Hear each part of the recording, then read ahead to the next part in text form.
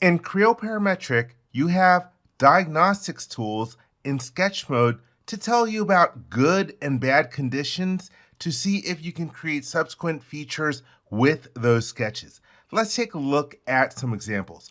Here I have a very simple part model. I have a cut feature. I'm going to select it and edit definition.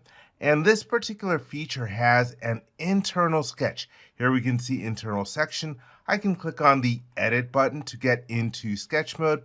It is a very simple sketch. You can see that right now it is shaded, and that's because we have some diagnostics tools that are turned on. First off, if you take a look here, we have our feature requirements button. That is one of the main diagnostics tools.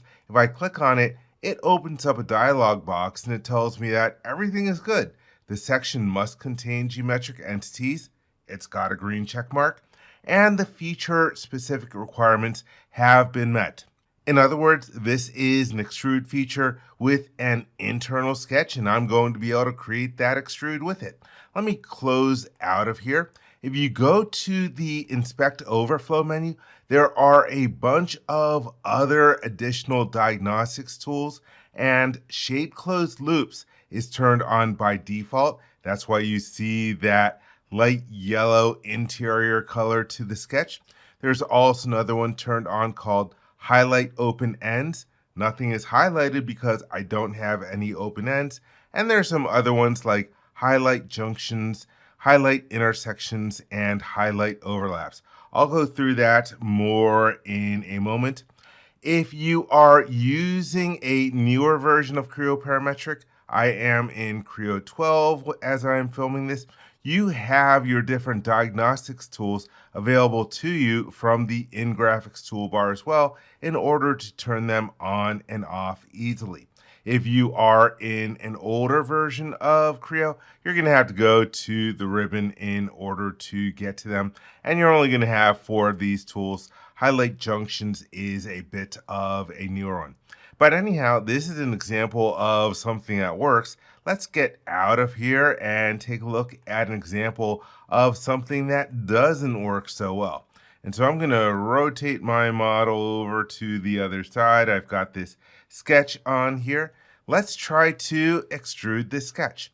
And so you might have experienced this at some point or another. You go to the extrude command, you try to select a sketch, and nothing happens. I'm clicking over and over again, and there's nothing showing up here in the sketch field, and I do not have access to the green check mark. I don't see a preview of any geometry.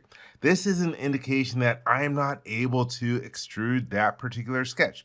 Let me cancel out of here, and I'm going to click on this surface. I'm going to view normal to the surface. I just want to look flat at it. But anyhow, I want to figure out what's wrong with this sketch. So I will select it and then edit definition. That's also the keyboard shortcut of Control E. And I can see that we only have one closed loop in this particular model that highlight our closed loops. And also we have highlight open ends turned on. So I've got some open ends in here. Just to make things easier to see, I'm going to turn off my dimension and constraint display so that you can see those different red dots.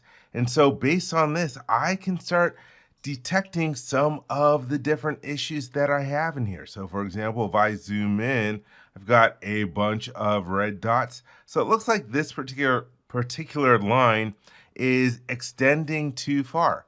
So I'm going to use my friend squiggle trim, also known as delete segment, and just squiggle over that line and then middle mouse button.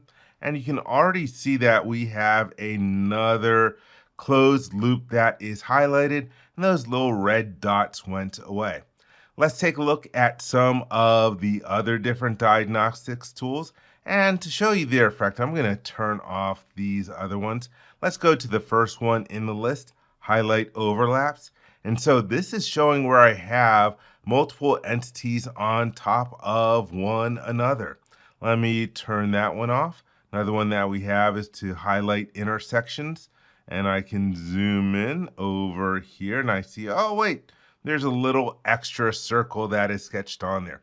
And by the way, this sometimes happens to me when I'm clicking too fast. I might hold down the right mouse button and then accidentally click on the circle tool and then create a very small circle somewhere in my sketch. And that might be giving me problems like we see in this particular situation. And let's see, let's go to the other one that we have here. Oops, wrong drop down list.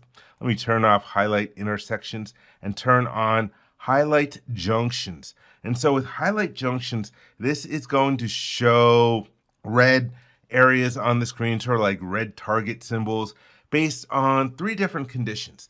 That's if you have 3 or more endpoints at the same location, or a point on an entity that coincides with another endpoint, or a tangent point.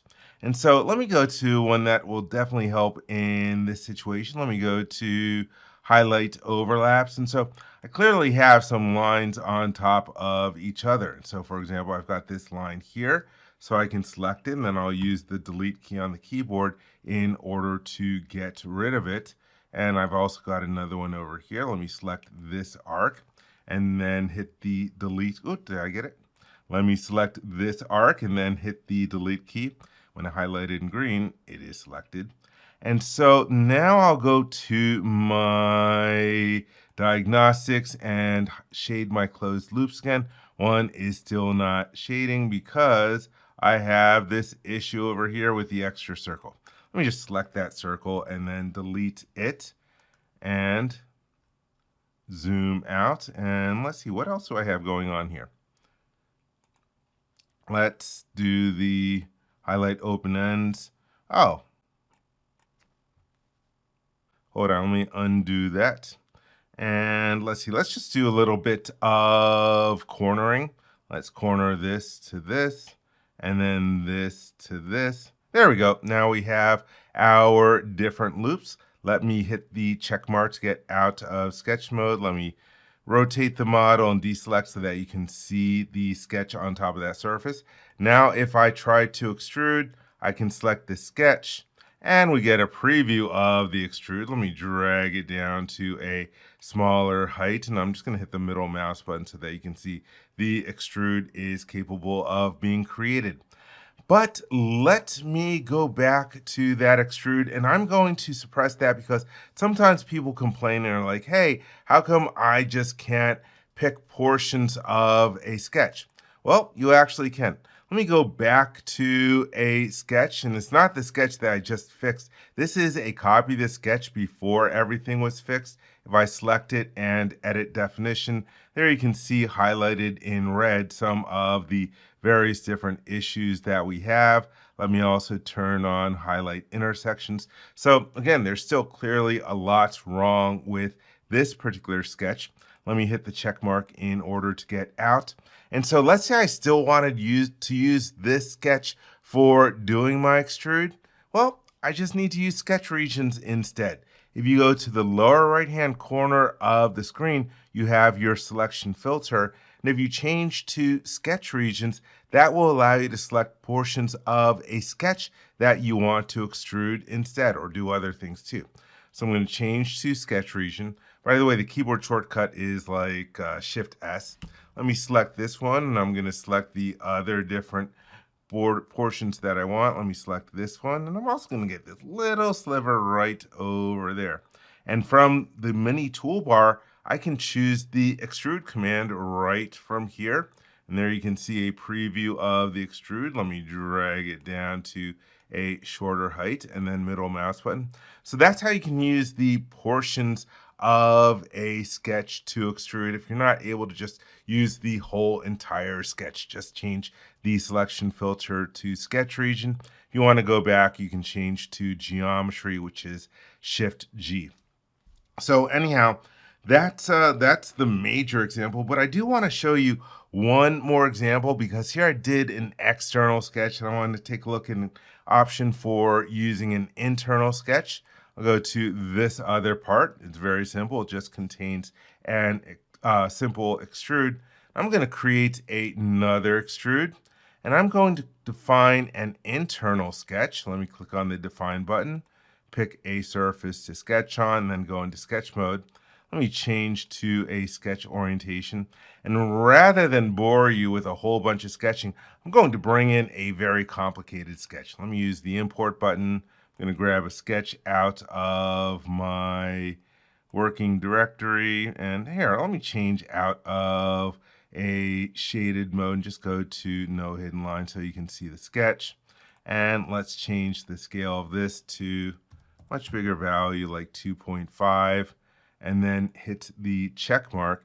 And so there is the sketch. And right now you can see that we do not have our open loops, or excuse me, all our shaded loops in here. So we've got some different issues that we need to take care of. And so, for example, if I go to my diagnostics, we've got everything turned on over here. Well, looks like I've got some other additional arc here, so I can select it and then hit the delete key. Hey, I've got another shaded loop. Let me try deleting one of these. Select one and hit the delete key. Hey, we've got another shaded loop. And let's see, let me go over here. Oh my goodness, we have a couple lines that are overlapping. Let's once again go to squiggle trim and get rid of those two. And everything is good. And actually, let me hit the undo button a few times because I want to show you what the situation would have been if I had gone to feature requirements.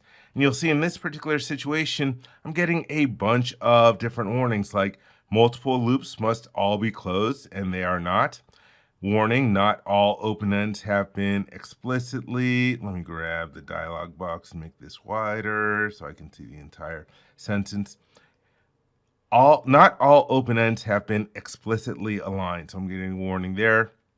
And I cannot have a mixture of open and closed sections. So that is what the feature requirements look like in this particular situation. Let me hit the redo button to reapply my different fixes. And so now if I went into feature requirements, hey, we've got 2 green check marks. Everything is good. So I will hit the close button and then hit the check mark. And so let me go back to a shading with edges mode and let's flip the direction. And it automatically changes to an extrude. Let me change the depth to 2 next is good enough, and then hit the check mark. And so that's how I was able to do my extrude with that sketch that had all the different issues with it. And so the last thing to take a look at is how you can configure different options for which of the diagnostics tools you want turned on or off. If I go to File, Options, Options, over on the left-hand side, we have our different categories. Here we have Sketcher, and there are a bunch of different things that you can turn on or off here.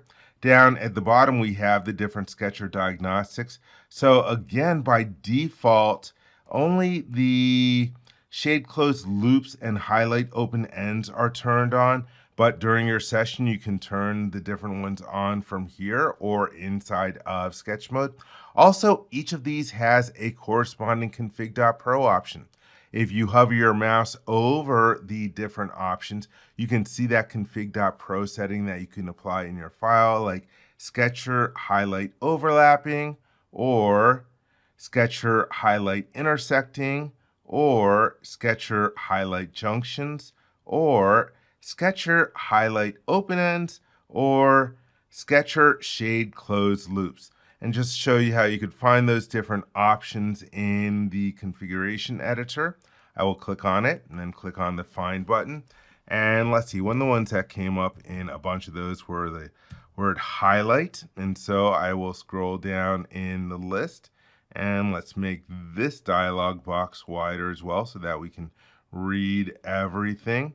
And so we have Sketcher highlight intersecting, Sketcher highlight junctions, Sketcher highlight open ends, and Sketcher highlight overlapping. And the other one was some like shade open ends. Let's try Sketcher shade. I'm not just typing in Sketcher because there would be so many options that would come up. But here we have that Sketcher shade closed loops, and the default value is yes for that one. So it is turned on by default unless you have it turned off in your config.pro. So anyhow, that is a deep dive into the different Sketcher diagnostics tools to help you create your features from your sketches.